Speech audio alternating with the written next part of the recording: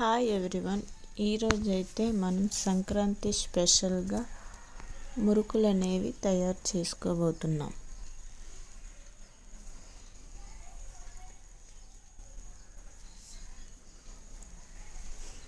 ఈ మురుకులకి కావలసిన పదార్థాలు: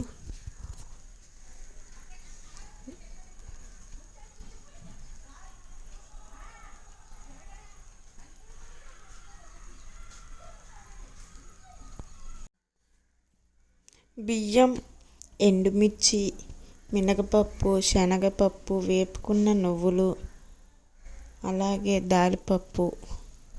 ఇలా మనకు నచ్చిన ఒక 5 రకాల పప్పులన్నీ వేసుకుంటే మన మురుకులు అనేవి చాలా బాగా వస్తాయి, గుల్లగా వస్తాయి.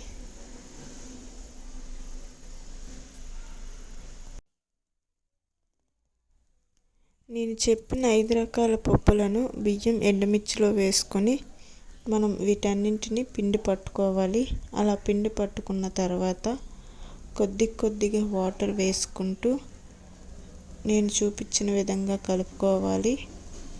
ఇలా బాగా కలుపుకోవాలి. నీళ్ళు ఎక్కువగా అవ్వకూడదు. కొద్దిగా పోసుకుంటూ కలుపుకోవాలి.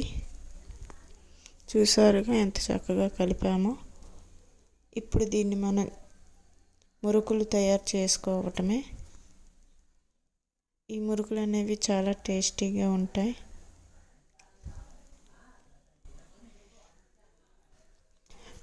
ఈ మురుకులలో వేపుకున్న నువ్వులను ఎక్కువగా వేసుకుంటే చాలా టేస్టీగా వస్తాయి. నువ్వులు అనేవి ఇలా పిండి పట్టిన తర్వాత వేపుకొని వేసుకోవాలి. ఇప్పుడు మురుకులు అనేవి మేము చూపించిన విధంగా మురుకులకు కావాల్సిన గొట్టాలను తీసుకొని వాటిలో కొద్దిగా పిండి పెట్టుకుంటూ చుట్టూ రౌండ్ తిప్పుకోవాలి. మీకు ఏదైతే అవైలబుల్గా ఉంటుందో దాని మీద పెట్టుకొని తిప్పుకోవాలి. మేమైతే మిక్చర్ తీసుకున్న దానిపై వేసుకుని తిప్పుకుంటున్నాం.